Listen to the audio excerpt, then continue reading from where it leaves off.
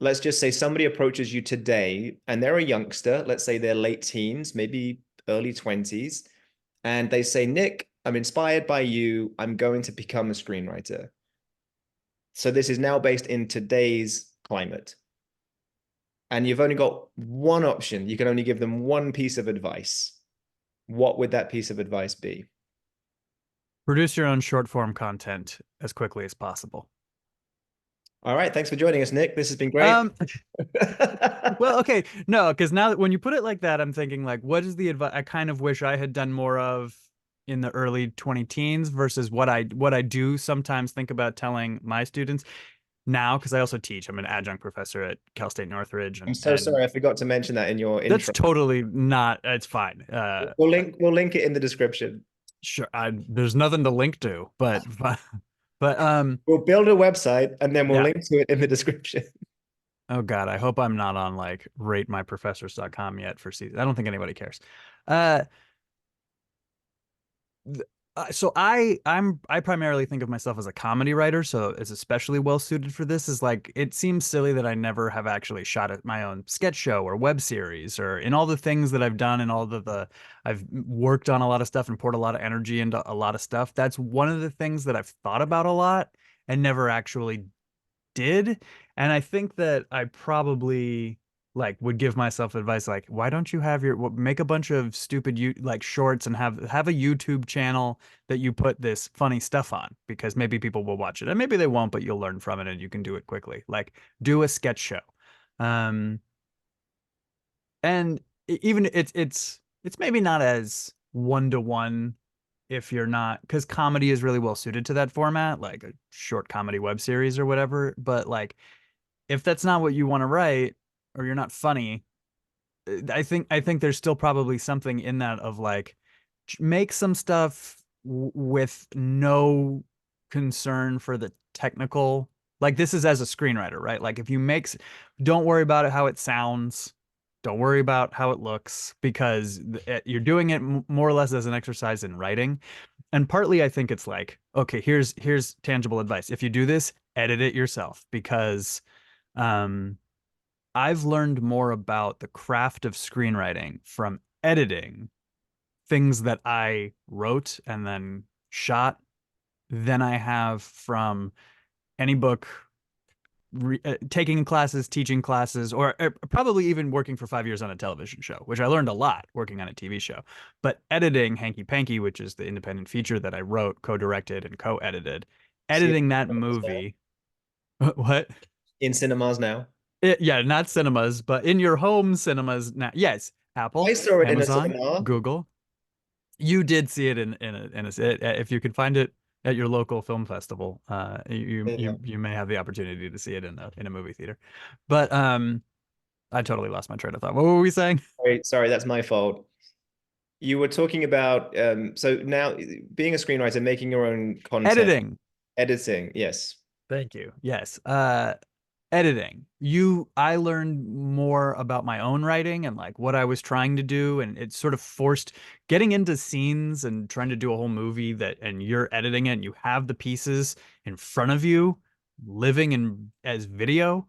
Um, for me at least, was such a massive like I cannot overstate how much it asks you to think about your craft of writing, think about your scene craft, like what was I trying to do in this scene, what did I miss, what should I not have done, what did I not need, cut it out, what do I wish that I had here, what lines of dialogue would have helped bridge this, how could I have tied this together more, what was lacking in the transition between these two scenes, what could I have done on paper. Now, how do I have to fix that? Or how can I, like, oh, it's great that I did this, luckily, or this actor improved something. That's really good to know. Is like this beat is another layer that I hadn't thought of, but now is there. Maybe next time I'm writing a scene like this.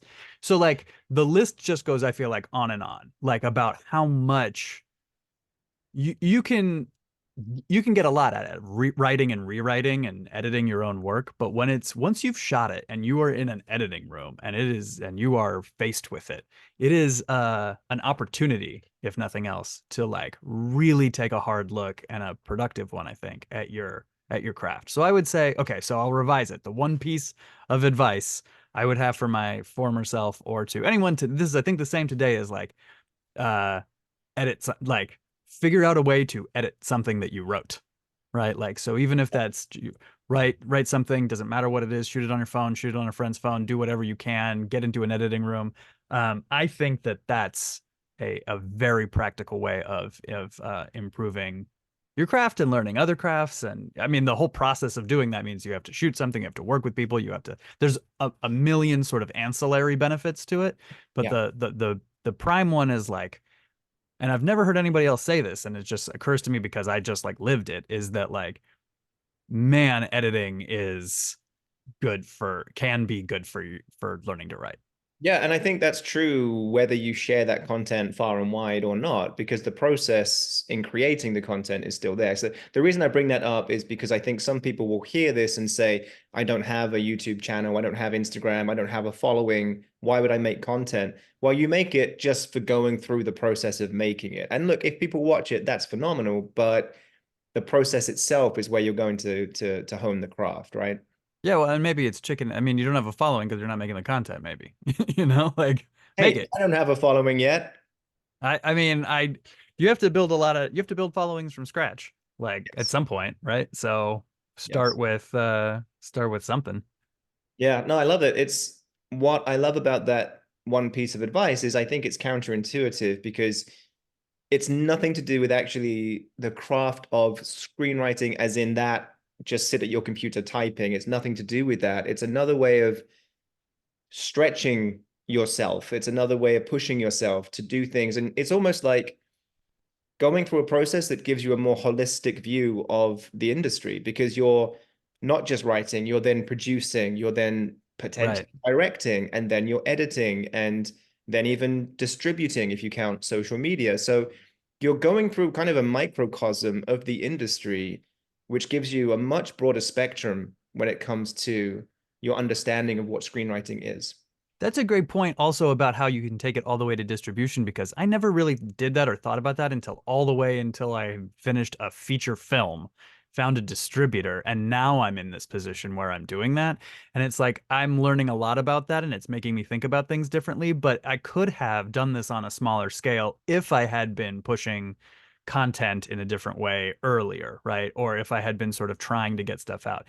And partly it's just things like learning the way that my distributor thinks about things is different than the way that I think about things. And that just in terms of like, when should we be spending money on ads? Should we be trying to push for the TVOD release or the AVOD release? Or like, there's all kinds of very practical questions that like, there are people who do this professionally and you learn from them and you maybe differ in opinions, right? But like that all informs what I'm going to write next or like how I'm going to approach writing something next.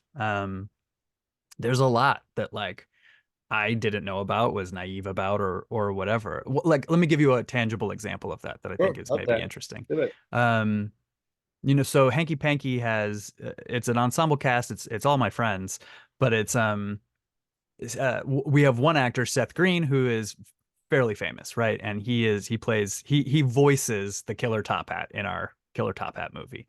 Um, and I had never anticipated like trying to capitalize on his name to market the film. I was like, Seth is great. Obviously, it's an asset, but it's not like I don't think it's going to be.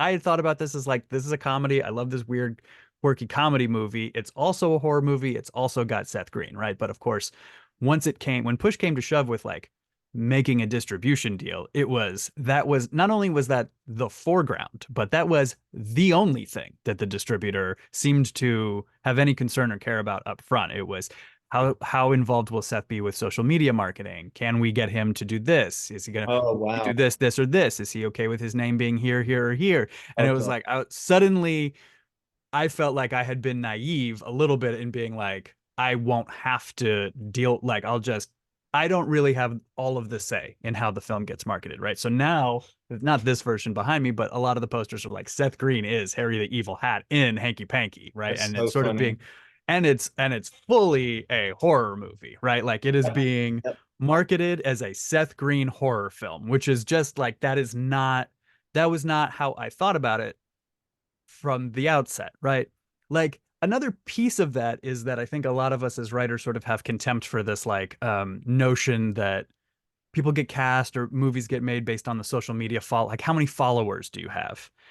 And not that that's not terrible, which it kind of is, but it's all there's you start to see when you're trying to get your movie out there and you have people who are like, and you're trying to see like who will come to my screenings and who will post about this and who suddenly it matters to you as an independent creative a lot more when you're like, oh my God, this person has 1 million followers. Oh my God, this other, there's like my students at CSUN have a friend who's got 6 million followers on TikTok. Can he come to my screening? Suddenly I'm like, man, should I give him a role? Like, Right. the forcing you to do a little bit of the business and commerce side of it gives you, if nothing else, like more of an appreciation for all of the concerns that go into a thing. Like Hanky Panky was just like pure creative, no money, no studio. Like there was like we were not in any way, shape, or form like influenced by the concerns of a marketplace. Oh But no, then I've seen the movie. I know.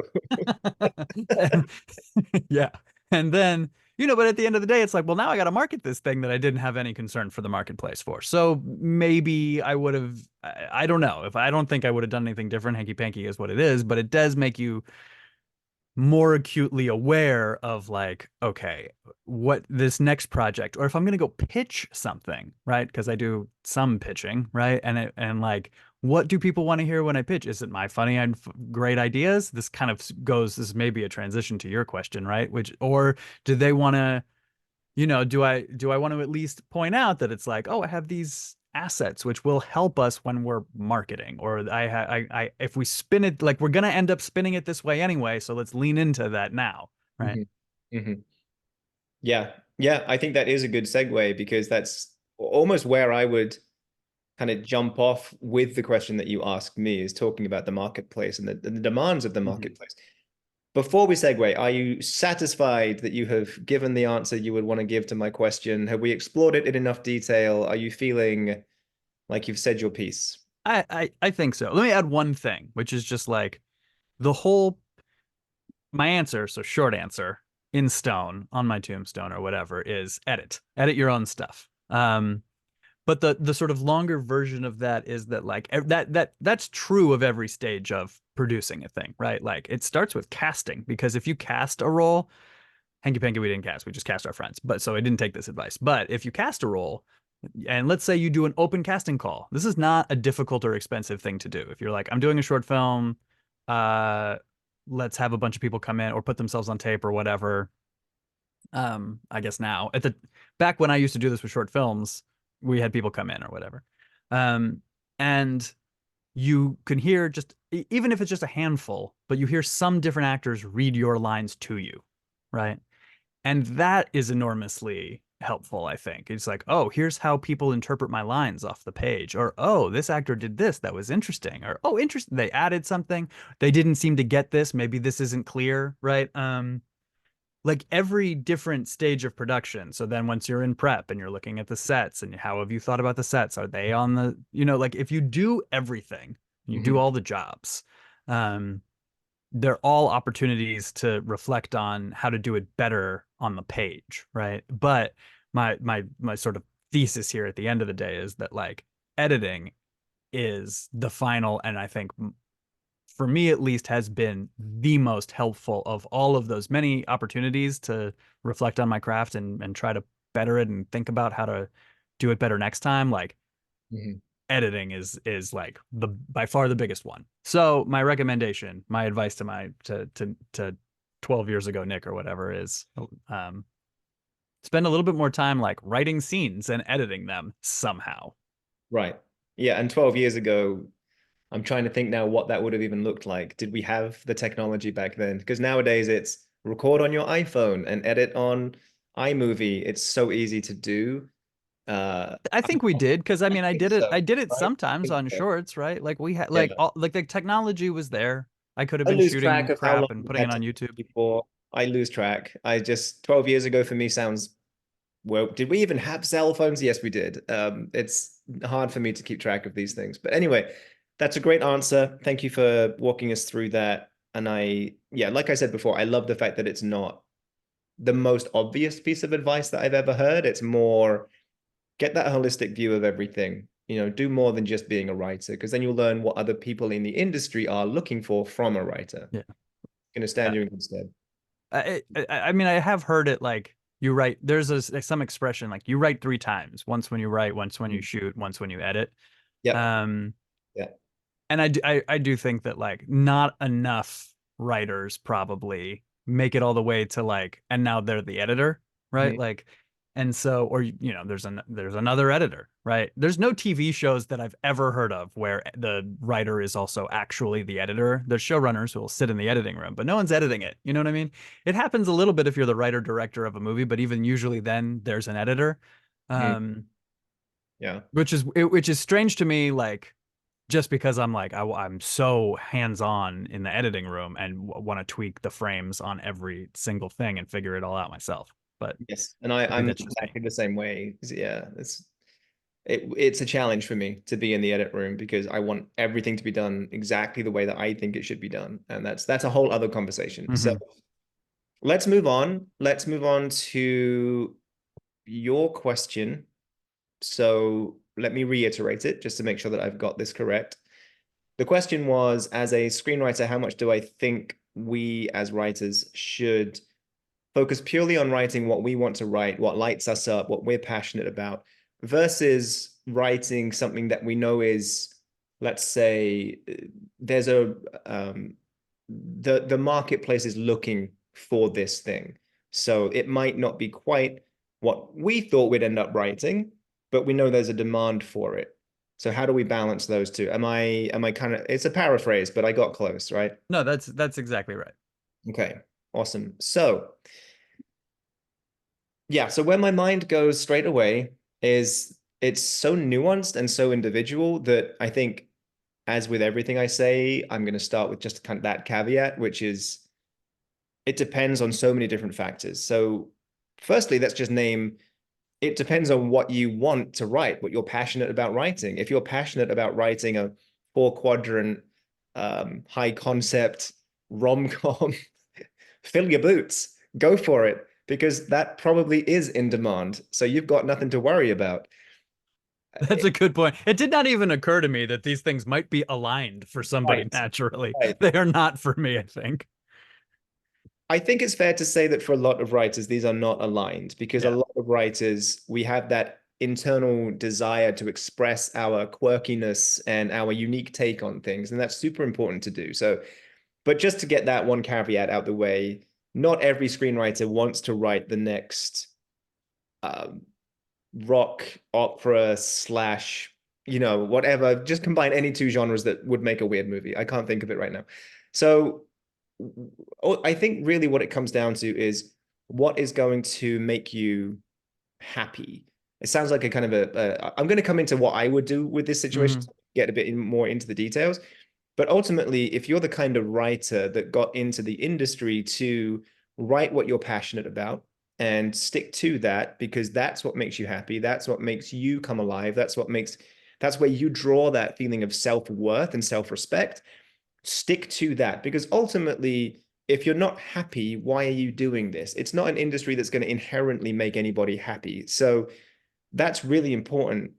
The most important goal here is how you feel about yourself. So if you're the kind of writer that got into the industry to sell projects, and that's what your goal is, then go ahead and do that, because that's where you draw that same feeling of self-worth, self-respect. I'm in it to be commercially successful. So being honest with yourself about, why am I doing this? And I think that's a spectrum, right? I think we're all somewhere on that spectrum. So just being aware of what really makes you happy and not being ashamed of it. So for me personally, I lean more towards what are people looking for? Because yes, I want to write things that make me happy, but I did move to LA and decide to be a writer because I want to be successful as a writer. There are different types of success. This is why this is such a caveated answer.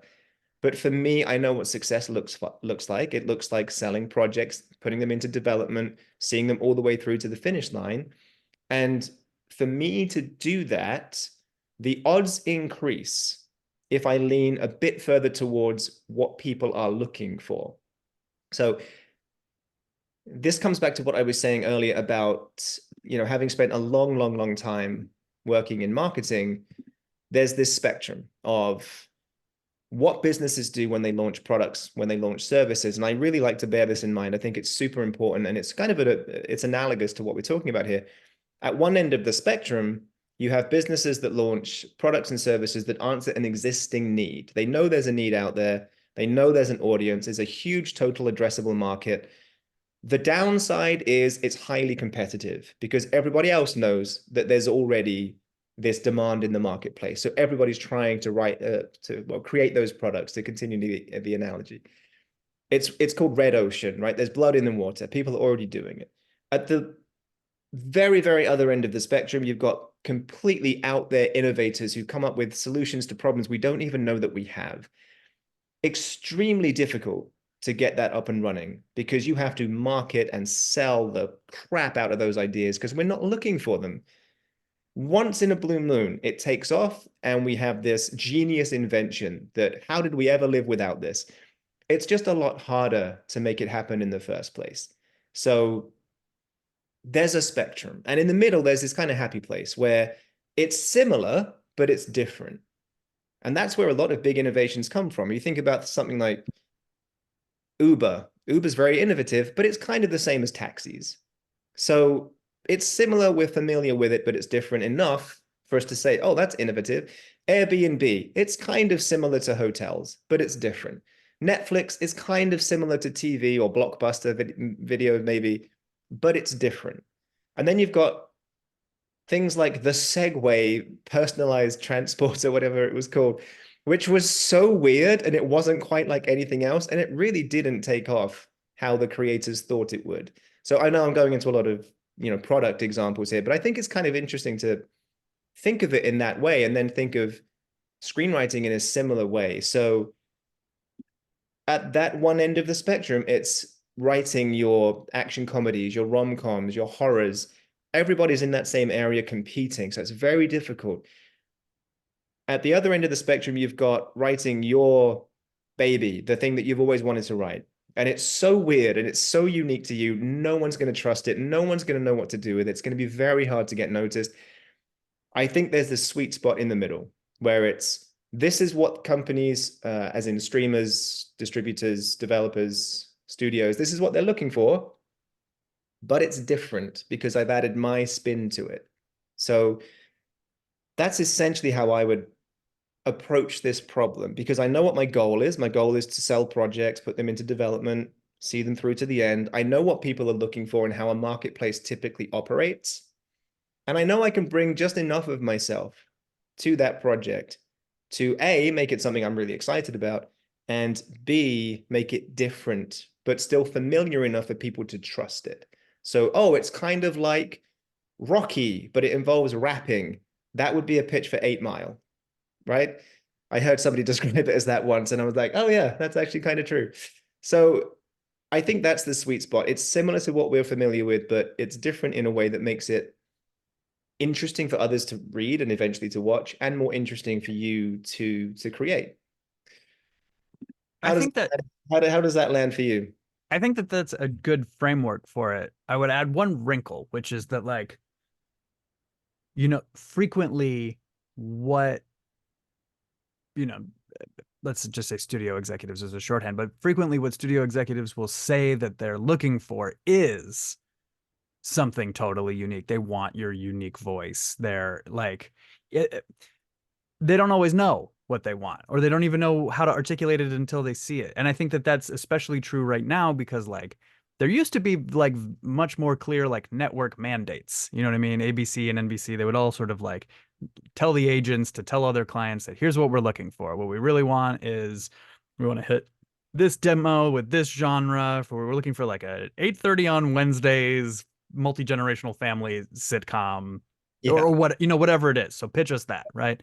Yeah. And I think like increasingly all of the chaos in the industry is like a lot of places, a lot of the streamers, they don't know what they're looking for. They don't even have mandates, or they do, but those mandates are over very quickly or change or whatever, right? Like, and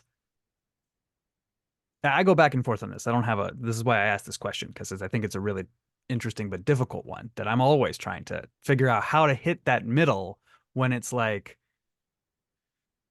if, yeah, on one end of it, if they know what they want, they don't need me to do it, right? Like there are all, I mean, I literally, this happened to me with a script that I wrote where my managers were like, we want to find something more commercial for you because all of your ideas are really niche. And we pitched back and forth and they were like, well, what about this? Then they gave me a log line that I was like, I love it. I can knock that out of the park. Let me write that. I spec'd that script.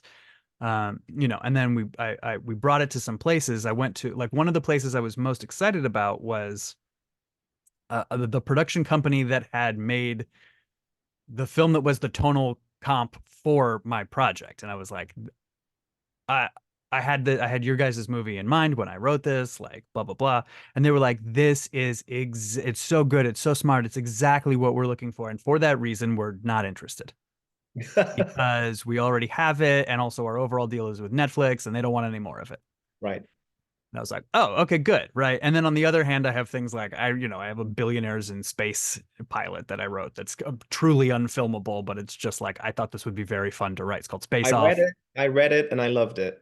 It's so silly, but it's also like, of course, nobody can buy a live action space comedy. It just doesn't like it's like I almost leaned into as much as I could. Like nobody, I put The Rock in it. Like it's, you know what I Yeah. mean? As himself. Anyway. How can I make this as unproducible as possible? Yeah, it would cost $150 million to make the first 22-minute episode or whatever. It was Yeah. almost a joke, right? Like, Yeah.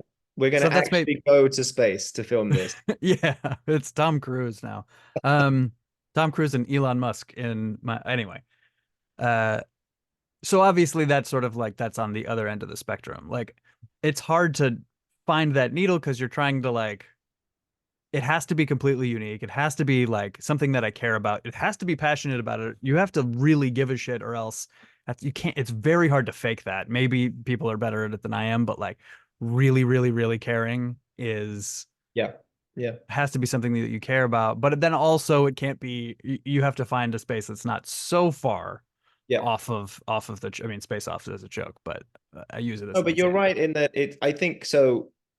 I would maybe, hearing you say all of that, I would maybe amend my answer just slightly to say, if maybe it's not wise to try and be right in the middle of the spectrum, maybe lean slightly into different. I still think there needs to be one thing that they could say, oh, it's just familiar enough to know that it's going to be successful. So let's buy it, let's invest this money in Mm. it, let's make it happen. Because going back to I like to use analogies for some reason, but what did I say was the successful innovation? Uber, that's the one I gave, right? So Uber was just about familiar enough because it was kind of like taxis. Even though the whole technology of it was different, the way it operates is different, everything about it from a consumer standpoint was different.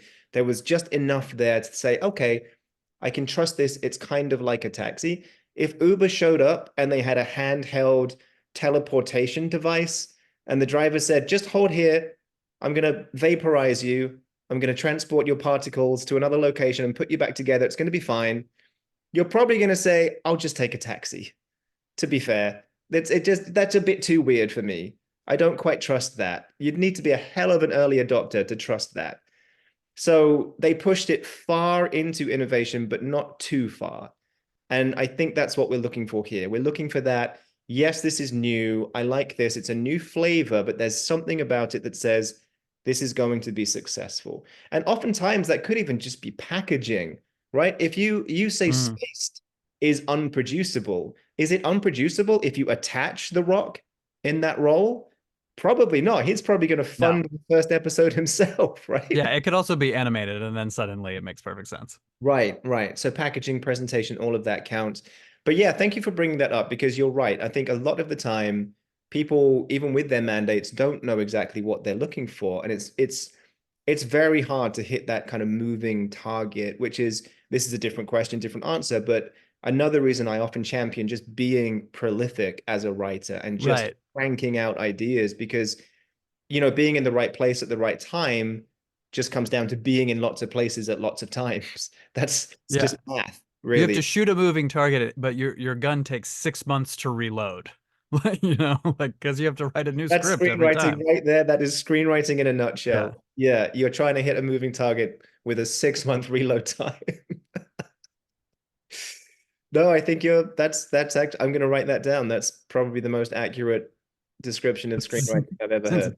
terrible, terrible that that's accurate, but it is. Yes. Yeah. It's not the greatest point to leave this episode on. That sounds Well, but that's why, well, I mean, maybe you can get your reload time down to cut that in half, but also, you know, that's why it takes a while. Like I think many people, myself included, sort of got into this industry with the sort of illusion that I will do it faster. I am better everybody. and smarter, and Everybody there. I'll be ahead of the curve on how fast it takes me to get where I want. Um, and it's taking me longer. You know what I mean? Like it, I think that's true of a lot of people. And so you do have to build up like an arsenal. And like it took me, I don't know, I feel like the first 7 or 8 years I was writing, I didn't write anything that was any good. And it was only after that that I started to really, I don't know if that's my 10,000 hours or whatever, Mhm. but I started to like rewrite those projects that I had written at the beginning and started to write things that were actually a little bit better. But okay, so then you're really starting from scratch 7 or 8 years in, because now I know how to write. I haven't written anything good. Now I'll start really starting to amass the things that this was for me, like that are Yeah. actually good. And so only now, years after that, or 4 or 5 years into writing things that are any good, do I feel like I'm like, oh, I have a bunch of stuff. So if a producer is like, hey, I love Hanky Panky. What else do you have? It's like, The well, movie. The yeah, movie. Hanky Panky is my movie that is out now. You can Right. stream it on VOD. Yeah, if someone is like, "Oh, I love your film. What else do you have?" Or, "Hey, I read the script of yours. What else do you have?" I actually like. I'm not just saying like being like, "Well, I have this and I Right. know that only one of them is any good." I'm like, okay, Yeah. there's a possibility that I have something that is what you are looking for that I am also proud of. But that's only because I have, 10 pilots and 10 features or whatever that I'm like, these are in shape now because I've been doing them for so long. Like, and then a bunch of pitches for other things too. But that you can't, I don't think you can fake doing that any quicker because it just takes that long. Like, you Mhm. can't rush this. Not only do you need to learn the craft, but you have to learn lots of different pieces of the industry, and the industry is crazy. And so, it Yeah. just When I came it's a into long con. when I came to screenwriting, I had the same thoughts. I thought everybody says it takes between 7 to 10 years. I bet I can do it in 3.5 because I Mhm. am ruthlessly optimistic, naively so often. And Yeah. I don't have a problem with that. That's okay. I'd rather be that way. But I also brought with it just the experience from being an entrepreneur and having that feeling at the start of every business I've ever helped, been a part of. You always think it's going to take way less time than it does. So even though I came at this like, I'm sure I can do it in 3.5 years. By the way, I've been doing it for about 3 years. So I've got 6 months to make it, whatever that even Right. means. But yeah, at the same time, there was that knowledge that even though I hoped and believed that was true, it probably wasn't true. And if everybody says it takes 7 to 10 years, it takes 7 to 10 years. Otherwise, why would everybody be saying that? Yeah. I think now probably also it takes longer because of the various contractions and sea changes and instabilities within the industry. Yeah, I think you I could. gave myself when I started, I was like 5 years to have have like a foothold. That took Mhm. like 6 or 7. So I almost did that. But then I was like, and then 15 years to have the established career that I wanted. And that's creeping up. That's like 2028, I guess. Mm, And I wanted to be sort of like consistently working as a showrunner or screenwriter in 15 years. That was my like yeah. goal. I guess I still have a few years to do that, but that doesn't seem like it seems like it will be still a rocky road, and maybe I'll be fortunate enough to get to make a bunch of weird stuff and make some money and work on things Well, so I for do the want to foreseeable just future.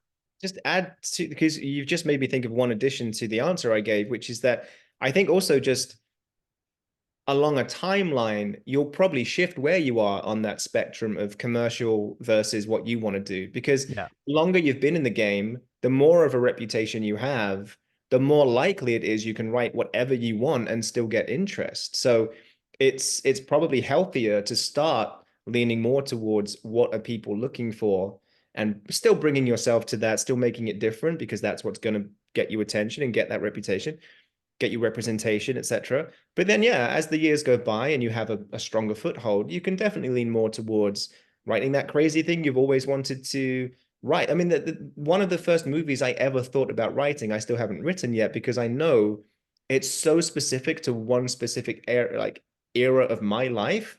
It's such a niche. Nobody else would be interested in it. But I still plan to write that movie one day. I'm waiting until I feel like I have enough clout to even get it read by somebody. And maybe that day never comes, but that's the kind of project that maybe would be best served a bit later on. And now I'm hearing myself say this. There's another caveat that I just need to add, because somebody out there who's listening to this or even asking themselves this question absolutely should ignore my advice and write the craziest thing that comes to them, because that's going to be the next Saltburn or the next Right. Hanky Panky, right? It's going to take off in some weird and wonderful way that nobody could have predicted. And I think law of averages, you have to play by what's probable, and what's probable is that project isn't going to see the light of day. But for some people, it will, and it will be amazing, and it will be that launch platform for you. So it's such a tricky question. Yeah, I mean, and maybe the answer is just that you got to try to do both. Yeah. Like, because certainly, especially at the beginning of your career, you have to try to write some things that are just the weird. You have to find your own voice. You have to find what you're interested in, what you want to write, and what you want to do next. And you have to, write some bad ones, like we all do. Um, maybe it's just like sort of inevitable that you have to do both. Like, I don't know, like I wrote a pilot that was based on my mom's life that was mostly one for the market, not for me. Do you know what I mean? Like, I was interested, it was my mom, I wanted to tell her story and grapple with it, and I was certainly able to package it or sort of pitch it that way, right? But like, really, I was like, this, my mom, came up as a sales executive in Hollywood in the 80s. And I was like, that's a story that I could see people want told, right? Like, that seemed like that was, and this was I wrote it in like 2019, 2020. It was like, it felt like that was a niche in the marketplace that people were looking for. And I was right about that, because that pilot won. It won a screenwriting contest, but it didn't win a contest necessarily because it was the best pilot. It was like, it won the Script Pipeline First Look deal project, which was like, this is the best idea for a show that came in. And so it won that. And then that got me, they sent it to my managers. That's how I got signed at Zero Gravity, because they read it because it won that contest. And that was very much like a sort of, for me at least, that's on the mercenary end of things that I'm doing. I was like, this is a show that makes sense. I should write this. Not that I'm like, I think it'll be so fun or I'm burning to tell it, but I think this makes a lot of sense for a marketplace for me to write. And so I Right. did have a sort of quantifiable amount of success that came out of that, because it did exactly what it was supposed to do in that regard, right? Whereas, like, I don't know. And then on the other hand, I've had, like, probably the most niche thing that I'm proud of is I have the script Rumford, which is an 18th century spy comedy, Loved it. which is my favorite thing. And it's like, Yeah. this is also very hard to write, but also there is every once in a while some interest in that. There are producers who are like, maybe you tweak it this way, read this book and put this in it, and maybe we'll take this out again, because like, it does have that, like, I am passionate and burning to tell this story. I think this is important for the world, and also I manically love it. Um, and that maybe I'm one day I'll realizing get that now made in into. this, sorry to cut you off, but I'm realizing now that I'm kind of a fan of yours, because everything you've mentioned about yourself, I've been like, yeah, I read that. That was awesome. Yeah, well, these are the body of things that I've written starting 8 years into writing. I don't think I've given you anything much from before. Probably nothing from before that. Right. Power Suit was like the first thing I wrote that I was like, Power Suit, that's the one about my mom in the 80s. I guessed from the title. Yeah, Yeah. Power Suit was the first thing I wrote that I Power was like, suits and perms. this is good. It's not great, but I it's very good. I It hope to could read be that great. at some point. Yeah, it sounds like a fun project. We're kind of coming towards the end of the time that we've Hmm. got here. I want to be respectful of that. I know you're super busy promoting Hanky Panky, so Where can people go if they want to support the movie or follow you? Are you on the socials? Is that something we can put in the description for folks? Yeah, the only place that Nick Roth is LinkedIn because I love LinkedIn. Um, I'm like That's the the only that's the sound bite right there that we're going to hon- put in. honestly, it feels like I'm one of like the only writers on there, which is how I like it. It feels like it's all That's how business we met. executives. That's Well, how we actually, that's how we met. Yeah. Yeah, No, I meet people through there. I get meetings through there. I talk to studio executives and people who are in distribution and people who are film reviewers and people. All of those people are on LinkedIn, right? Like, and all of the sort of like comedy writer friends that I have are all on something else. I don't need to be where they are. They're already doing that much better. right. So the only social for Nick Roth is LinkedIn. All right. And We'll if put a link LinkedIn, there. if the fine people at LinkedIn would like to give me another free month of Pro, that would be Premium. great. I've never I've This never paid episode, LinkedIn a dime. this episode is sponsored now by LinkedIn Premium. Uh, they Go to every once in a while LinkedIn they're like, Premium / right in the head to get 0% discount. oh man, I love LinkedIn Premium, but I will never pay a dime for it. Sorry guys, but you can keep giving me a free month like every other year or whatever. Well, there goes our Um, sponsorship. Thanks, man. Sorry. I listen. I didn't say I was good at this part of it. You can No, cut that out if you really want to go after no, I don't do any LinkedIn. editing. I don't do any editing. So, But uh, you can find Hanky Panky everywhere. Hanky Panky, because it is a movie and not just a me, is on, Twitter, TikTok, Instagram, Facebook. It's usually at Hanky Panky Movie. You can go to yeah, hankypankythemovie.com or we have you can get access to our link tree. We're relatively easy to find. I've been working on search engine optimization, and as of this morning, I can report that if you Google search Hanky Panky Movie, we are the first thing that comes up. nice. Nice. So That's tough to do. yeah, we Well got done. there. We got there. We did it. We've achieved the top of the mountain. The movie is a smash success now. Take that, Gilda Radner and Gene Wilder, for your 1982 film Hanky Panky. You're second now. You are in second place.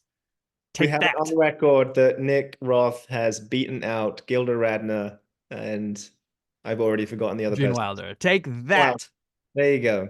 A little known early Sidney Poitier film from 1982 was called Hanky Panky. We figured enough time had passed. We're in the clear more than 40 Yeah. years I'm later. surprised it's only one movie. It's such a like hanky panky is such a common expression. I'm surprised only one movie is called that. There are many, but there are none that are notable. Right. It's like on IMDb where there's 20 Yeah, movies called that and none of them have any kind of yeah. clout at all. There's one sort of, oh, this was an actual film, and then there's like 20 that are like short Yeah. films, foreign films, all kinds of stuff. Yeah. And now there is us. So we're going to dominate that, with the caveat on that there is an underwear company called Hanky Panky. And so you do have to search Hanky Panky movie, because if you just search for Hanky Panky, nothing but thongs, thongs for days. And we're Don't, never going to be able to compete with that. Not even going to try. yeah, don't just Google hanky panky is the takeaway because that will be delete browser history very quickly. Yeah. All right, Nick. Lot of porn, a lot of underwear. We're not. We are a movie, a real Great movie. movie, and I So you can can find attest us. there is no sex scenes in the movie. There's nothing. It's just a play on the word hanky, as in handkerchief. There Uh, is a sex scene between a napkin and a mess I a stand puddle. corrected. I stand Yeah. corrected. You're right. I'm sorry It's for not. not a typical sex scene because there's no humans involved, but the napkin does come while he's cleaning up a mess. I think that's a great note to leave things on. Perfect. Yeah, it's a very weird. It's a Go and silly, see fucked it. up movie. Go and see it. Go and see it. That's all I'm going to say to that. It's an amazing ride. Nick, thank you so Thank much you for so joining much. us Thank today. you. This was so fun, and as always, helpful. It was so good to chat to you again. Yep. And anybody listening, if you haven't already, be sure to like the video, subscribe to the channel. We're going to be back with another episode very, very soon. See you then.